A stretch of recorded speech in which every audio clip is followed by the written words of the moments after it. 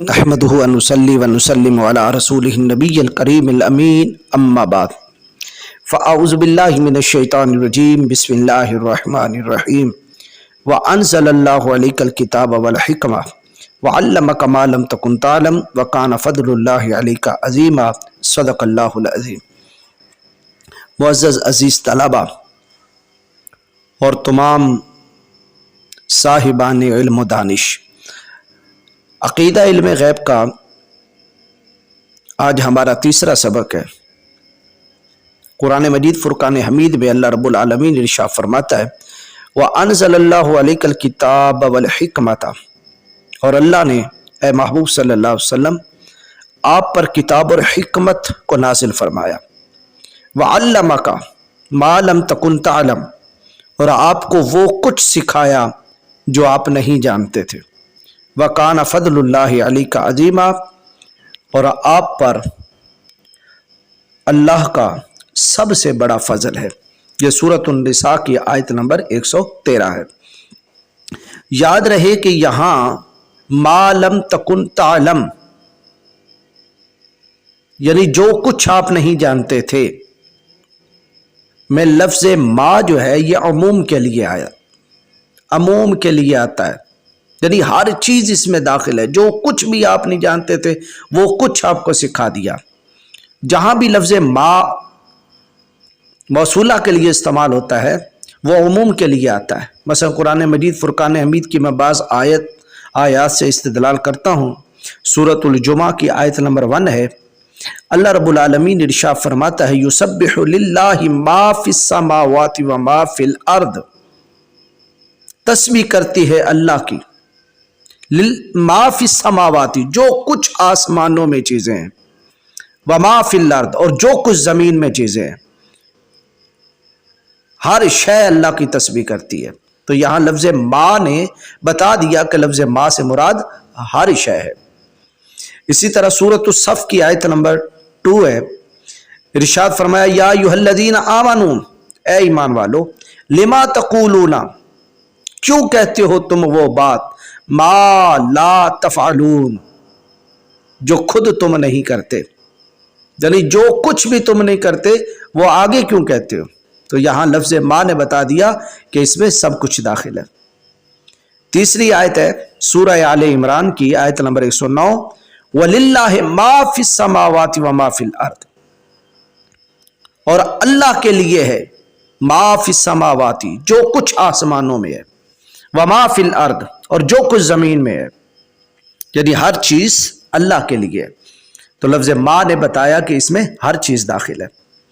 سورۃ البقرہ کی آیت نمبر 4 ارشاد فرمایا والذین یؤمنون بما انزل الیک وما انزل من قبلک وبالآخرۃ هم یوقنون، اور وہ لوگ ایمان لاتے ہیں جو ایمان لاتے ہیں بما انزل الیک، اے محبوب اس چیز پر، اس وحی پر جو آپ کی طرف نازل کی گئی۔ اب دیکھیں پورے قرآن مجید فرقان حمید کی ایک ایک آیت اس میں شامل ہو گئی، ایک ایک لفظ شامل ہو گیا، ایک ایک حرف شامل ہو گیا۔ یہ لفظ ما نے شامل کیا۔ اگر لفظ ما کا معنی سب کچھ نہ کیا جائے تو نعوذ باللہ من ذالک، پھر تو بعض آیات پر اس کا استدلال ہوگا کہ یعنی اہل ایمان بعض آیتوں کو مانتے ہیں بعض کو نہیں مانتے، جبکہ لفظ ما نے بتا دیا کہ ایمان والوں کا خاصہ یہ ہے کہ بما انزل الیک، جو کچھ بھی، جو بھی آیت، جو بھی لفظ، جو بھی حرف محبوب علیہ السلام پہ نازل ہوا، ایمان والے اس پر ایمان لاتے ہیں۔ وما انزل من قبلک، اور جو کچھ پہلے نازل ہوا، پہلے صحیفے نازل ہوئے، پہلے کتابیں نازل ہوئی، پہلے انبیاء پہ جو وحی نازل ہوئی، یہ بلا چون و چرا مانتے ہیں۔ وبالآخرۃ ہم یوقنون، اور آخرت پر ایمان لاتے ہیں۔ اسی طرح ایک اور آیت ہے سورۃ البقرہ آیت نمبر 29، فرمایا هو الذی خلق لکم ما فی الارض جمیعا، اور وہی ہے جس نے تمہارے لیے پیدا کیا ما فی الارض، جو کچھ زمین میں ہے، جمیعاً، سب کا سب۔ تو لفظ ما نے بتایا کہ زمین کی ہر چیز انسان کے لیے پیدا کی گئی۔ اسی طرح سورۃ البقرہ کی آیت نمبر 30 ہے۔ اللہ تعالیٰ نے فرشتوں سے فرمایا انی اعلم ما لا تعلمون، میں جانتا ہوں جو کچھ تم نہیں جانتے، یعنی جو بھی فرشتوں کے علم سے ماورا ہے اللہ رب العالمین سب کو جانتا ہے۔ تو یہ لفظ ما نے بتایا کہ ما عموم پہ داخل ہے، اور عموم کا معنی ہے سب کچھ۔ چلیں ایک آخری آیت بھی سن لیں، سورۃ البقرہ کی آیت نمبر 33 میں قال علم اقل لکم انی اعلم غیب السماوات والارض واعلم ما تبدون وما تکتمون۔ اللہ رب العالمین نے فرشتوں سے فرمایا میں نے تمہیں نہیں کہا تھا کہ بے شک میں زمین و آسماں کی پوشیدہ چیزوں کو جانتا ہوں، وَأَعْلَمُ مَا تُبْدُونَ، اور میں جانتا ہوں جو تم ظاہر کرتے ہو، جو تم ظاہر کرتے ہو، ما جو کچھ بھی ظاہر کر رہے ہیں میں جانتا ہوں، وَمَا تَكْتُمُونَ، اور جو کچھ تم چھپاتے ہو میں اسے بھی جانتا ہوں۔ تو لفظ ما نے بتایا جو کچھ کا معنی ہر شے۔ تو جس طرح یہ میں نے 7 آیات پڑھی تو لفظ ما عموم کے لیے آیا، اسی طرح اللہ تعالیٰ نے اس آیت سورۃ النساء آیت نمبر 113 میں بھی فرمایا وَأَنزَلَ اللَّهُ عَلَيْكَ الْكِتَابَ وَالْحِكْمَةَ، کہ اللہ تعالیٰ نے اے محبوب علیہ السلام آپ پہ کتاب اور حکمت کو نازل فرمایا، وَعَلَّمَكَ مَا لَمْ تَكُنْ تَعْلَمْ، اور آپ کو وہ کچھ سکھا دیا جو آپ پہلے نہیں جانتے تھے۔ تو لفظ ما نے بتا دیا کہ اس سے مراد سب کچھ ہے۔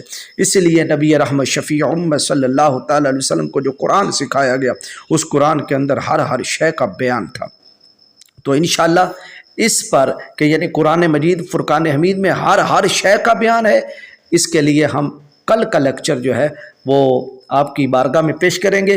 تو سر دست چند احادیث مبارکہ کہ نبی کائنات صلی اللہ تعالی علیہ وسلم جانتے ہیں کہ کون جنتی ہے اور یہ بھی جانتے ہیں کہ کون جہنمی ہے۔ بس ہم پہلی حدیث حضرت امام بخاری رحمۃ اللہ علیہ تعالی نقل کرتے ہیں کہ حضرت سہل بن سعد سعدی صحابی رسول رضی اللہ تعالی عنہ وہ فرماتے ہیں کہ ایک جنگ میں ایک سپاہی کافروں پر تابڑ توڑ حملے کر رہا تھا اور لوگ اس کے اس فعل پر تعریف کر رہے تھے۔ تو نبی رحمت شفیع امت صلی اللہ تعالی علیہ وسلم سے جب لوگوں نے عرض کیا آقا فلاں بندہ تو تابڑ توڑ کافروں پہ حملہ کر رہا ہے، تو آپ نے ارشاد فرمایا اما انہم من اہل النار، لیکن وہ تو اہل جہنم میں سے ہے۔ حضرت سہل بن سعد سعدی کہتے ہیں کہ ہم اس بندے کی تگ و دو میں لگ گئے، تو ہم نے کیا دیکھا کہ وہ زخموں کی تاب نہ لاتے ہوئے اس نے خودکشی کر لی۔ تو جب یہ ماجرا حضور نبی اکرم صلی اللہ تعالی علیہ وسلم کی بارگاہ میں پیش کیا گیا تو آپ صلی اللہ تعالی علیہ وسلم نے ارشاد فرمایا ان الرجل لیعمل عمل اہل الجنت فیما یبدو للناس وهو من اہل النار وان الرجل لیعمل عمل اہل النار فیما یبدو للناس وهو من اہل الجنہ۔ اس حدیث پاک کو امام بخاری رحمۃ اللہ علیہ تعالی نے نقل کیا اور حدیث نمبر ہے 3062۔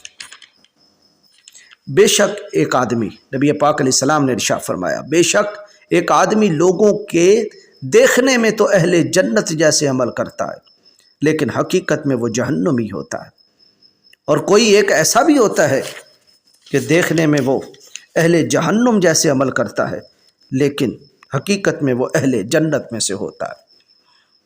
یعنی آقا کریم جانے جانا صلی اللہ تعالی علیہ وسلم کسی کے جنتی اور جہنمی ہونے کا اور اس کے ٹھکانے کو بھی جانتے ہیں کہ یہ بالآخر کہاں پہنچے گا، جبکہ یہ چیز لوگوں کی نگاہوں سے اوجھل ہوتی ہے۔ اسی طرح ایک اور حدیث پاک حضرت ابو موسیٰ اشعری رضی اللہ تعالیٰ عنہ فرماتے ہیں کہ میں مدینہ منورہ کے ایک باغ کے اندر حضور نبی کریم صلی اللہ تعالی علیہ وآلہ وسلم کی خدمت اقدس میں حاضر تھا، پس ایک آدمی آیا اور اس نے دروازہ کھولنے کے لیے کہا تو حضور نبی اکرم صلی اللہ تعالی علیہ وسلم نے ارشاد فرمایا افتح لہو وبشرہ بالجنہ، اے ابو موسیٰ اشعری دروازہ کھول دو اور آنے والے کو جنت کی بشارت بھی دے دو۔ فرماتے ہیں میں نے دروازہ کھولا تو حضرت ابو بکر صدیق تھے، پس میں نے انہیں جنت کی بشارت دی جو حضور نبی کریم صلی اللہ تعالی علیہ وسلم نے فرمایا تھا۔ پس انہوں نے اللہ رب العالمین کا شکر ادا کیا کہتے ہیں کہ پھر ایک آدمی آیا اور اس نے دروازہ کھلوانا چاہا، پس نبی رحمت شفیع امت صلی اللہ تعالی علیہ وسلم نے ارشاد فرمایا افتح لہو وبشرہ بالجنہ، اے ابو موسیٰ دروازہ کھول دو اور آنے والے کو جنت کی بشارت بھی دے دو۔ کہتے ہیں کہ میں نے دروازہ کھولا تو دیکھا کیا کہ وہ حضرت فاروق اعظم تھے۔ پس جو نبی پاک علیہ السلام نے ارشاد فرمایا تھا میں نے انہیں وہ بتا دیا، پس انہوں نے بھی اللہ تعالیٰ کا شکر ادا کیا۔ پھر ایک آدمی نے دروازہ کھولنے کے لیے کہا، یعنی ایک اور آدمی بھی آ گیا، تو نبی کائنات علیہ السلام نے ارشاد فرمایا افتح لہو وبشرہ بالجنہ الا بلوى تصیبہ، اے ابو موسیٰ اشعری دروازہ کھول دو اور آنے والے کو جنت کی بشارت بھی دو، لیکن ایک مصیبت کی خبر بھی دو جو اسے پہنچے گی۔ کہتے ہیں کہ میں نے دروازہ کھولا تو وہ حضرت سیدنا عثمان غنی تھے۔ پس جو تاجدار کائنات جانے جانا صلی اللہ تعالیٰ علیہ وسلم نے ارشاد فرمایا تھا وہ میں نے انہیں بتا دیا۔ انہوں نے بھی اللہ تعالیٰ کی حمد و ثنا بیان کی اور فرمایا کہ اللہ تعالیٰ ہی میرا مددگار ہے، یعنی آقا کریم علیہ الصلوۃ والسلام نے جنت کی بشارت بھی دی اور جو ان کے ساتھ واقعہ وقت شہادت پیش آنے والا تھا نبی پاک علیہ الصلوۃ والسلام نے اس کی بھی خبر دی۔ تو اللہ کی عطا سے حضور جانتے ہیں کہ کس کے ساتھ کیا ہونے والا ہے۔ انشاءاللہ کل کے ایپیسوڈ میں کل کے لیکچر میں ہم ایک ایسے شخص کا واقعہ بیان کریں گے کہ جس نے نبی پاک علیہ الصلوۃ والسلام کی زیارت نہیں کی، بن دیکھے میرے مصطفیٰ کا عاشق تھا، لیکن حضور جانے جانا صلی اللہ تعالیٰ علیہ وسلم نے کس طرح اس بندے کے بارے میں بخشش کی دعا مانگی۔